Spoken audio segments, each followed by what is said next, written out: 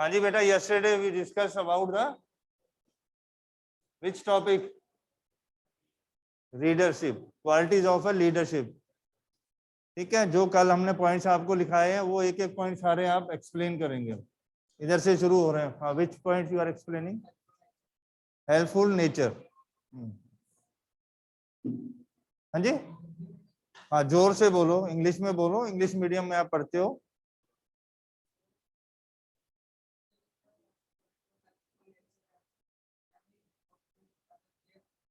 ये सुनना है इधर, मैं नहीं तो तुमको पूछूंगा फिर।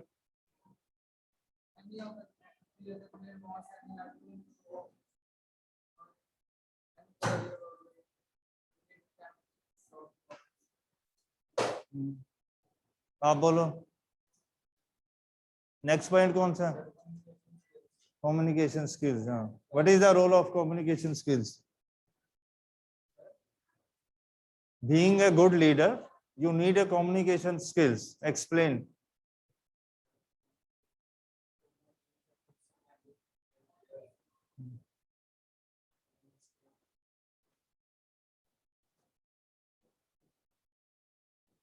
कौन करेगा इसको? communication skills, what do you understand by this?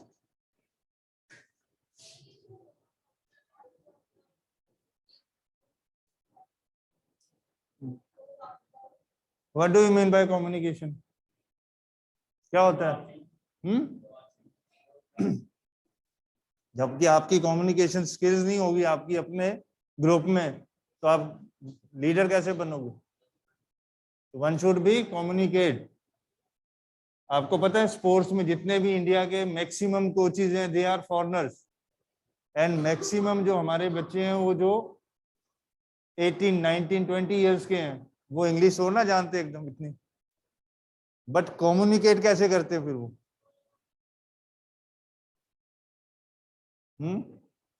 आपके हॉकी में कितने बच्चे अभी हैं जो 21, 2, 3, 4 इयर्स हैं, and they all belongs to a, कहाँ, कई बहुत ऐसे इलाकों से हैं जो विलेजेस से हैं। दे आर आपके सुरजीत एकेडमी में यहाँ से बहुत लड़के हैं। ठीक है, तो how they communicate, how they understand? Translator बैठा होता है वो। ये कोई लीडर वो थोड़ा ना गया फॉरेन टूर पे भी, वो कोई बेटा आफ्टर फ्यू डेज वो सब कुछ अंडरस्टैंड कर लेते हैं। वैसे इंडियन कोचेस भी साथ होते हैं, ठीक है, जो आपके इंडियन कोचेस उनके साथ सबॉर्डिनेट कोचेस होते हैं, बट जो मेन कोच आपका होता है, दे ऑल आर फॉरेनर। जितने भी आपके अच्छे बैडमिंटन का देख लो, इंडोनेशिया का है आपका, इसका जेवलिन का कोच देख लो, हॉकी के कोच देख लो, जो मेन चीफ कोच जिसको हम बोलते हैं। बाकी आपका सारा जो स्टाफ होता है, they all are from India.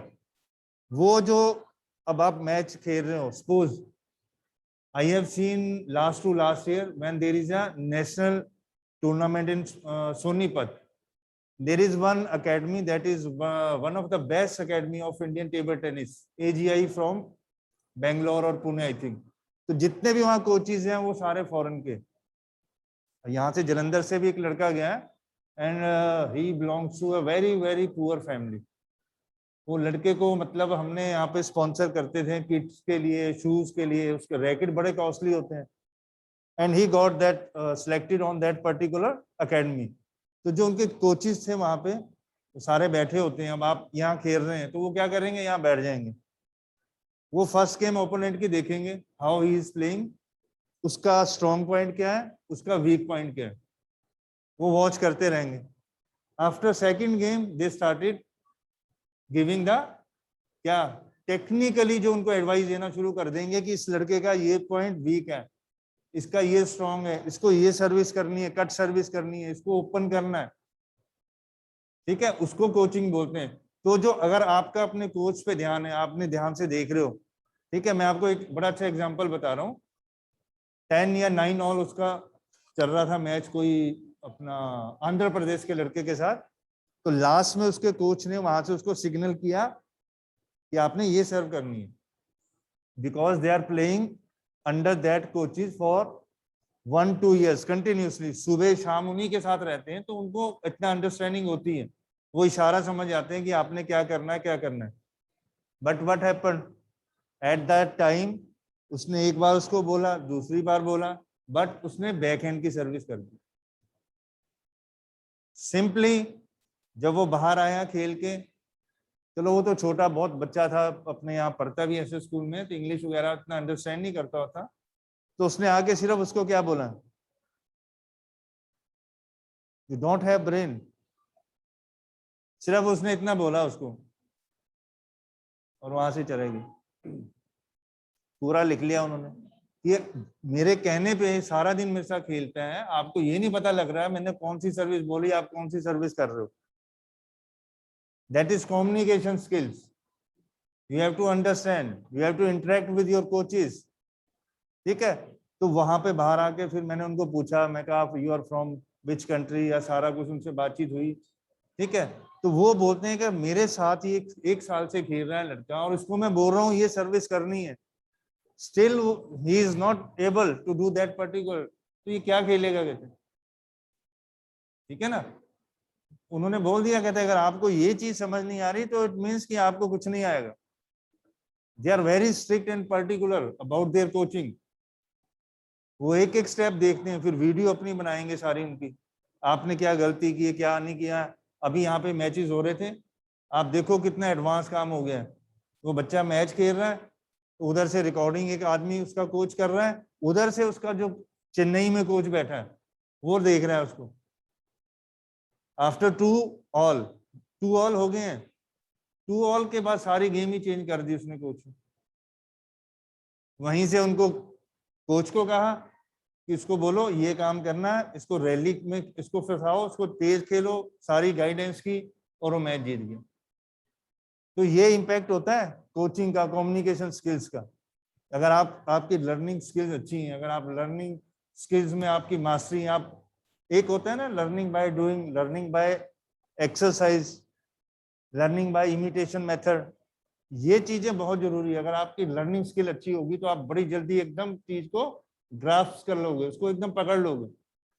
आप एक केस को रख दो, ठीक है, वहां पे कैट को उसको उसके सामने 2-3 बार उसको ओपन करो, अंदर खाना रख दो, वो एक बार, 2 बार, तीसरी बार अपने आप खोल देगी।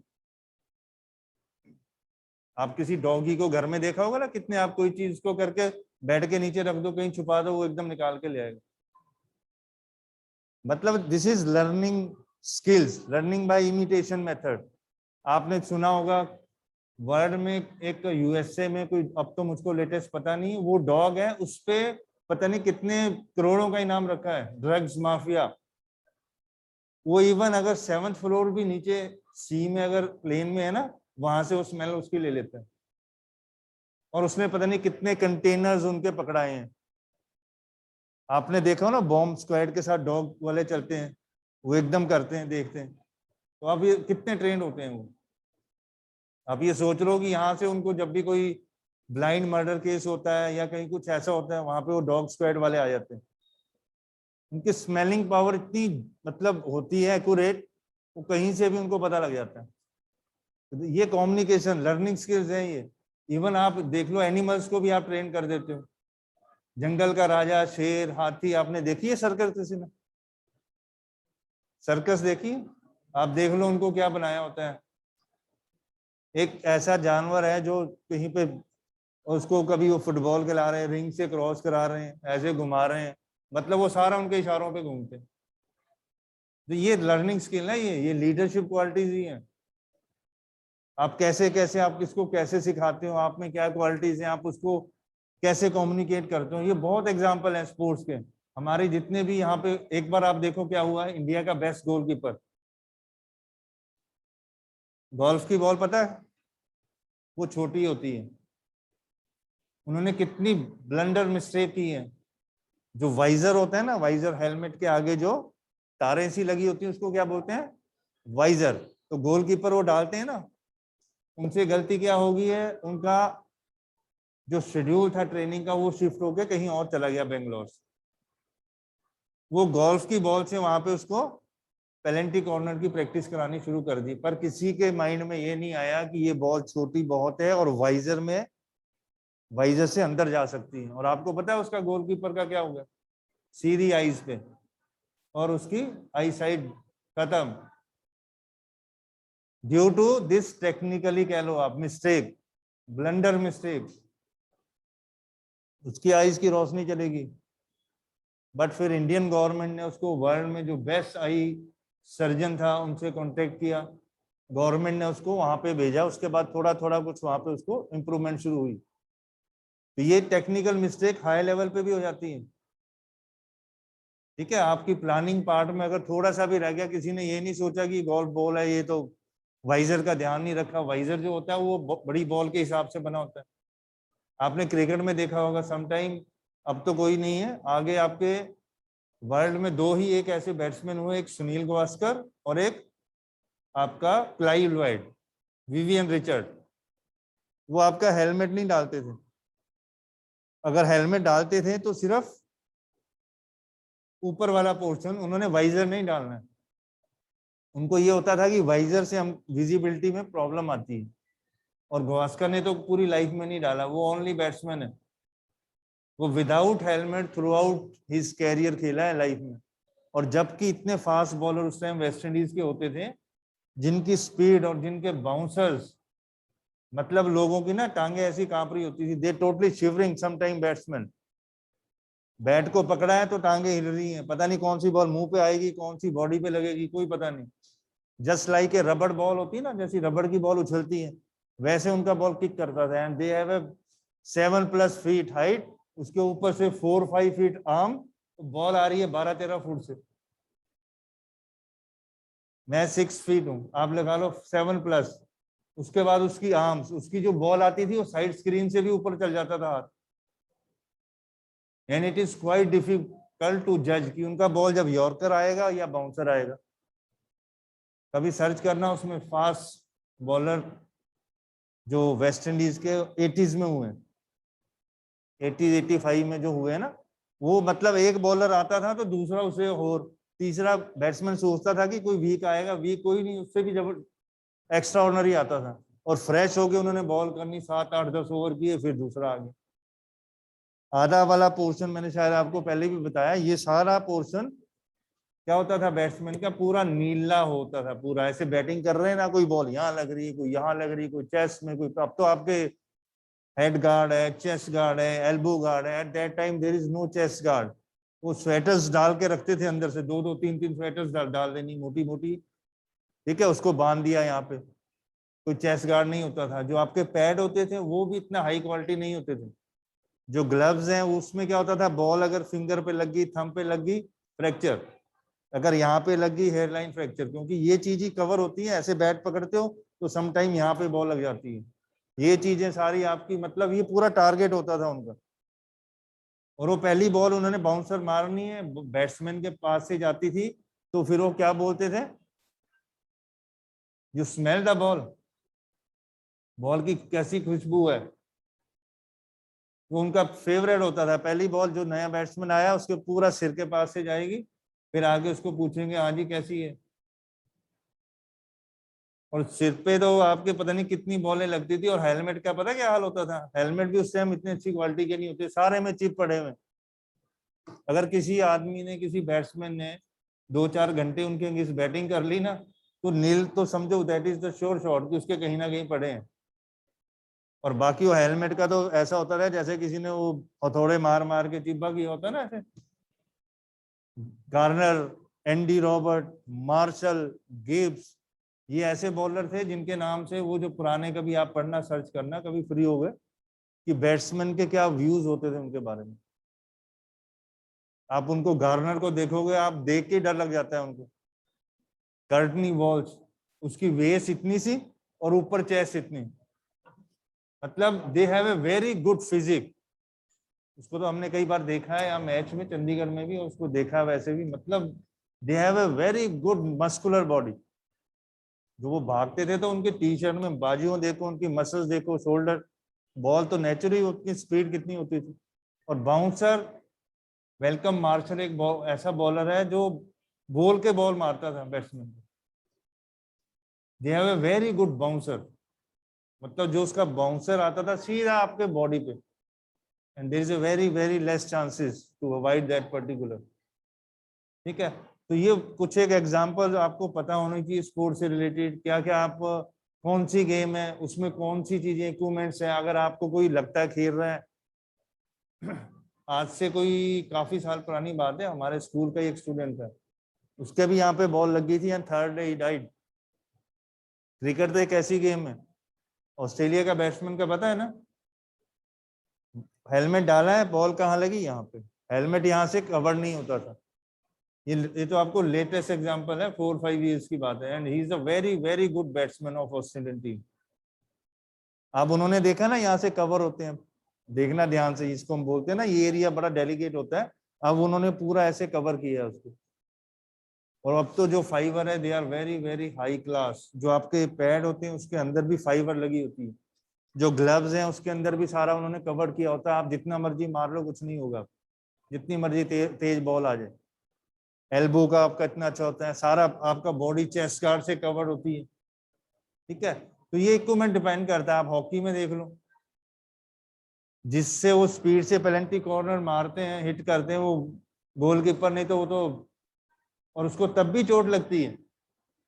देखा ना, ग्लव्स उतारते हैं एकदम, वो समटाइम क्या होता है, ये वाला पोर्शन जो आपका होता है, यहाँ पे आपकी पूरी थाइज है, नीचे आपके पैड है, पर जब आप ऐसे बेंड करते हो ना, जब समटाइम यू स्लाइड, ये बेंड होगा तो ये एरिया आपका ओपन हो जाता है। तो यहाँ पे बहुत चांसेस होते हैं, ऐसे ही आपका एल्बो में होता है, एकदम आपको स्टिक निकालनी पड़ी या ग्लव्स निकालते हो तो वो समटाइम कुछ एक पोर्शन ओपन हो जाता है। तो वो चीजें आपको बहुत ध्यान रखना पड़ता है। फुटबॉल में स्टड्स का देख लो आप, स्टड्स पता है ना क्या होता है, क्या होता है? हाँ, अगर वो लग जाए ना किसी के, इसीलिए आपने देखा शिन गार्ड डालते हैं। क्या होता है शिन गार्ड?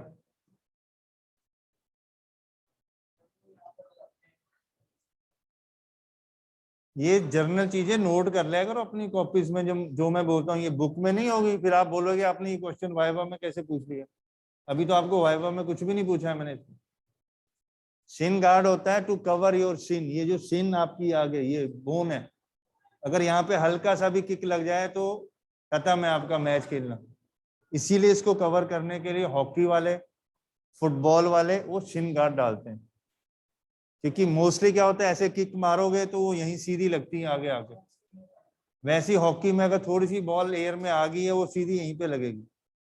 उसको कवर करने के लिए मोस्टली सबने शिन गार्ड डाले होते हैं, ठीक है। तो आपका फुटबॉल, हॉकी हो गया, फिर जितनी बॉडी कॉन्टेक्ट गेम्स है उसमें चांसेस ऑफ कॉन्ट्यूजन, पता क्या होता है? क्या होता है contusion? Contusion, it is a sports injury. जब कहीं पे भी आप कोई ऐसी गेम खेल रहे हो जहां पे बॉडी कांटेक्ट ज्यादा है, तो वहां पे आपस में धक्का मुक्की के चांसेस ज्यादा होते हैं। तो जो भी कोई आपको ऑब्स्टिकल या आपको कोई भी एक्सटर्नल मीन से हिट आपकी बॉडी पे कोई चीज करती है, तो आपका नील सा पड़ जाता है ना, जिसको नीला सा हो जाता है, उसको हम कॉन्फ्यूजन बोलते हैं। ये कौन सी गेम में ज्यादा होता है? बॉक्सिंग, कबड्डी, ठीक है, रेसलिंग में समटाइम, बास्केटबॉल में धक्का मुक्की हो जाती है जब आप पुश करते हो। तो इनमें क्या होता है, इनमें मैक्सिमम चांसेस होते हैं इसके कॉन्ट्यूजन के। वो आके आपको, बॉक्सिंग में तो 100% है, क्योंकि ईच एंड एवरी टाइम आपको फेस पे पंच पड़ना ही है। तो वहां पे आपने देखा क्या करते हैं वो, what is the immediate first aid for that particular? Ice, ice के पैक उन्होंने रखे होते हैं, वो आते ही उसके यहाँ लगाते हैं। आपका मोस्ट डेंजरस पार्ट होता है ये, ठीक है। 90% जो आपके बॉक्सिंग खेलते हैं प्लेयर्स, उनको यहाँ देखना, यहाँ से कट लगे होते हैं। जो कोई भी आपका अच्छे लेवल का भी आप इंटरनेशनल लेवल के प्लेयर ले लो, उनको कहीं ना कहीं उनकी कैरियर में, जब वो स्टार्ट कर रहे हो या बाद में कर रहे हो, ये और एक यहाँ jaws, this is the one of the most dangerous point from where you can knock out to your opponent. आपने देखा ना, ऐसे ऐसे करते हैं वो बॉक्सिंग, फिर बीच में एक ऐसे मारते हैं, इसको हम बोलते हैं अपर कट। ये अगर आपके यहाँ पे लग जाता है तो इससे चांसेस ऑफ नॉकआउट 100% होते हैं। अगर आप जितनी भी प्रोफेशनल बाउट्स देखो, पहले तो वो फेस पे पॉइंट लेते रहते हैं, that is for point. Knockout के लिए वो ऐसे साइड से मारेंगे, ऐसे नीचे से ऊपर मारेंगे, यहाँ पे लगेगा। जितने अगर आपने प्रोफेशनल बॉक्सिंग अगर कभी देखनी हो तो माइक टाइसन की देखना, मोहम्मद अली की देखना, जिसको लीजेंड बोलते हैं वर्ल्ड का, आज तक की हिस्ट्री का, ठीक है। And they all are fighting without head gear. ये भी ध्यान रखना, वो हेड गियर नहीं डालते हैं प्रोफेशनल बाउट में, अदरवाइज आपके हेड गियर बना होता है, उससे आपको अंदर बचाव हो जाता है। और मोस्टली जितने बॉक्सर्स हैं उनको बाद में क्या होता है, कोई ना कोई ब्रेन से रिलेटेड प्रॉब्लम। अब आप ये देखो, अगर आपने 10 साल बॉक्सिंग की है 10 साल में आपने कितनी प्रैक्टिस की है, कितने सिर पे आपके पंचेस पड़े, लाखों में होंगे। ईच एंड एवरी टाइम आप खेल रहे हो, प्रैक्टिस कर रहे हो, सिर पे पड़ रहे हैं। मोहम्मद अली को भी बाद में क्या हो गया था, पैरालाइज। ओलंपिक में उनको चीफ गेस्ट बुलाया था जब आपका ओलंपिक ओपनिंग हुई थी, लास्ट टू लास्ट टाइम। उनकी लड़की भी सैफ या कुछ क्या अली है, वो भी वर्ल्ड चैंपियन रही है। तो वो लीजेंड जिसको बोलते हैं, ये माइक टाइसन है, ये बीच में इसका भी ऐसे हो जाता था, इसने रोड एक्सीडेंट कर देना है। मतलब वो इतना ब्रेन में आपके वो होता है। और बहुत से ऐसे जिनकी डेथ्स हुई है, बहुत ऐसे आपके बॉक्सर्स हैं जिनकी रिंग में डेथ होगी। तो उन्होंने बोला कि इस गेम को बंद कर दो। फिर अगेन दे स्टार्टेड कि अगर गेम बंद कर लोगे, इतने प्रोफेशनल है, इतने लोग, इतने बच्चे इन्वॉल्व है, क्या करेंगे। फिर उन्होंने हेड गियर, एक दांत, आर्टिफिशियल गम सीड इसको बोलते हैं, वो डालते हैं। अदरवाइज नहीं तो जिस हिसाब से वो पंच मारते तो सारे दांत बाहर आ जाए। They have a such a power. Muhammad Ali, Mike Tyson की जो उन्होंने एक पावर को, पता नहीं कितने लैब उसकी पावर है। जैसे अगर कोई कच्ची सी दीवार हो ना, तो कहते हैं अगर वो पंच मारे उसको हिला दे। They have such a power. और माइक टाइसन की तो 34 में से मेरे ख्याल 32 नॉकआउट है। उसका पंच जिसको लगता था ना एक ही, कोई फिर जैसे ये वाला बोल रहा हूँ upper cut, and he is the one of the, क्या बोलते हैं आप, मिनिमम टाइम मैक्सिमम मनी। उसकी एक फाइट कैसी हुई थी, एक उसकी और क्या, एक वो क्या है, वो ग्रेबल क्या है, नहीं नहीं नहीं, एक और है ना जो आपका वो किक बॉक्सिंग जो फ्री स्टाइल जिसमें सब कुछ मार धार चलती है, हैं? उसका मैं नाम भूल गया, ये बच्चे बहुत देखते हैं उसको, मैकग्रेवल कुछ ऐसा है वो वर्ल्ड का रिचेस्ट स्पोर्ट्स पर्सन है। हाँ सुना ना, वो रिचेस्ट पर्सन है। अभी वो हारा है, और हारा कैसे, मैं तो हैरान हूँ वैसे उनको देख के। उसने किक मारी है जैसे उसको ओपोनेंट को, और किक मार के उसको इधर बोन फ्रैक्चर होगी, बोन फ्रैक्चर हो गई है। और फ्रैक्चर होने के बाद भी वो लड़ता रहा। जिसके ऐसा कोई फ्रैक्चर हो जाए वो खड़ा नहीं होता, हो जाता है फिर। और स्टिल मतलब he is using his legs, और ओपोनेंट ने उसको मार के खूनो खून बुरा हाल हुआ है, पर फिर भी लगा रहा। उसके बाद भी बोलता है उठ के कि मैंने फाइट करनी है। नाउ उसकी अभी सर्जरी हो गई है। अब उसकी स्टेटमेंट देखो उनकी क्या आती है, कि अब मेरे पास क्या है, प्लेट पड़ी है अंदर, और भी स्ट्रांग हो गई मेरी बोन। मतलब लोग तो ऐसे करते हैं, वो कहता है अब मेरे प्लेट्स डली, अब तो कहता है उससे भी ज्यादा स्ट्रांग होगी, अब उसी से उसको मैं मारूंगा। दे have such A will power, determination. वो रिचेस्ट है वर्ल्ड का, मतलब रिचेस्ट स्पोर्ट्स पर्सन। बाकी आपने देखा होगा ना, जितने आपके फुटबॉलर्स हैं, मेसी हो गया, ठीक है, आपका बास्केटबॉल के हो गए, ये गोल्फ का हो गया, बट वो उसकी एक एक फाइट पता नहीं कितने की होती है। पूरा लोग बड़े वहां पे बैठे हैं। माइक टाइसन की मैं आपको बात बता रहा हूँ, उसने रिंग में क्या होता है, जैसे दोनों को बुलाते हैं ऐसे, उसके बाद रेफरी बोलता है box, means start the game. तो गेम जैसे स्टार्ट हुई है, उसने आते ही विद इन 10 सेकेंड या पता नहीं कितने सेकेंड में आते ही पंच मारा, और वो ओपोनेंट नॉकआउट। वो 10 या 15 सेकंड में कितने पता नहीं कितने मिलियन ट्रिलियन जो भी उतने की फाइट थी। तो वो एक बड़ा वो रिकॉर्ड बना था कि इतने सेकंड में इतने पैसे उसको मिले। ऐसे ही इसी का ये जो तुम्हारा ये मैकग्रिल है, ये भी इसका ये काम है, ये जाते ही बस इसने 2-3 मारने और खत्म। तो ये आप ये कैलकुलेट उन्होंने किया था कि कितने सेकंड के इतने पैसे, तो उसका मैक्सिमम नॉकआउट है माइक टाइसन का। जितनी भी उसने फाइट लड़ी है, हर फाइट में वो first second third fourth maximum, उससे ऊपर कोई नहीं जाता था नॉकआउट। तो जो उनको वो कहते हैं पंच में इतनी पावर है, अगर वो मतलब कि डायरेक्ट विदाउट स्टॉप सीधा लग जाए किसी को, खत्म है काम। और वो उसके लिए कितनी मेहनत करते हैं, कितनी पावर लिफ्टिंग, कितनी ट्रेनिंग हार्ड करते हैं। और सारे आपने एक चीज और ध्यान रखना है, वर्ल्ड में जितनी भी आपकी स्ट्रेंथ गेम है, that is totally dominated by blacks. जितने वर्ल्ड के बॉक्सर हुए, जितने आपके डिस्टेंस वाले रनर हुए लॉन्ग, वो आपको ब्लैक मिलेंगे। आपका 100 मीटर, 200, बेन जॉनसन, ये आपका फास्टेस्ट जो भी हुआ, ये सब आप देखो यूएसए में जितने भी हैं ये सारे ब्लैक ही हैं।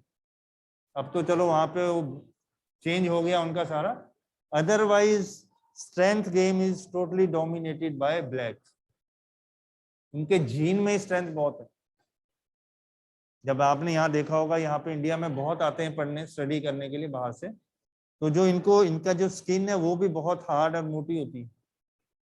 जो आम जो सीरिंज लगती है ना इंजेक्शन, इनको वो नहीं लगता होता कहीं। तो ये बाय बर्थ ही है, जेनेटिक जिसको हम बोलते हैं। ठीक है, इसी में आपको ये सारे टॉपिक में एक आपको इसके बाद हमारा नेक्स्ट बड़ा अच्छा टॉपिक है एडवेंचर स्पोर्ट्स। ठीक है, लीडरशिप में ये सारी क्वालिटियां जिसको आप अपने आप एक्सप्लेन कर सकते हो, इसमें बहुत कुछ नहीं है। एनर्जेटिक, ऑनेस्ट होना चाहिए, फोर साइटेडनेस होनी चाहिए। फोर साइटेडनेस मीन्स कि आपको किसी भी चीज का पूर्वानुमान लगाना, आप उसको पहले जज कर लेते हो, और ये आपका स्पोर्ट्स में बहुत जरूरी है। Being a goalkeeper, wicket keeper, ठीक है, वो आपको पहले पता होना चाहिए जजमेंट की ये किक मारेगा, इधर आएगी इधर आएगी, दैट इज फोर साइटेड, जिसको आप पहले अनुमान लगाना। एंटिसिपेशन जिसको हम बोलते हैं, किसी चीज के बारे में पहले से जजमेंट करनी है। ठीक है, तो ये सारा आपका लीडरशिप में क्वालिटीज हो गया। रोल क्या हो गया? रोल वही है कि आपने ग्रुप के लिए करना है। थर्ड इसमें आपका आता है टॉपिक कि आप कैसे उसको बना सकते हो लीडर। वो मैंने कल आपको डिस्कस किया, मॉनिटर बना दिया डिफरेंट, आपने उसको डिसिप्लिन कमेटी में रख लिया। ठीक है, आपने क्लास का बना दिया, कॉरिडोर का इंचार्ज बना दिया, ग्राउंड का बना दिया। डिफरेंट बच्चों को आप उसको कोई भी पोजीशन देके उसको लीडरशिप के लिए आप उसके क्वालिटीज को इंप्रूव कर सकते हैं। जो नेक्स्ट टॉपिक है हमारा दैट इज एडवेंचर स्पोर्ट्स। उसका मेरे को ये बता दो कि कौन कौन सी एडवेंचर स्पोर्ट्स होती है। हम्म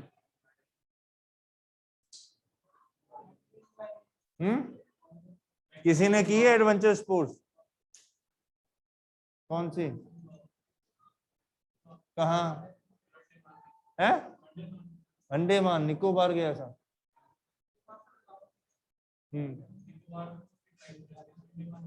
अंडमान गए थे। कहाँ? थाईलैंड में? कितने मिनट की? और रिकॉर्डिंग होती है वहाँ? रिकॉर्डिंग नहीं हुई थी साथ साथ? नहीं करवाई है? वही तो अच्छी है, रिकॉर्डिंग का आता है मजा। आपको पता है वर्ल्ड में सबसे बेस्ट साइट है हिमाचल में, पालमपुर में। One of the best site. आपके मैक्सिमम फॉरेनर्स वहां पे आते हैं। वैसे अगर कुल्लू मनाली आप लोग गए होंगे, वहां पे भी हैं, बट वहां को क्या है, पैसे वाला काम है ज्यादा।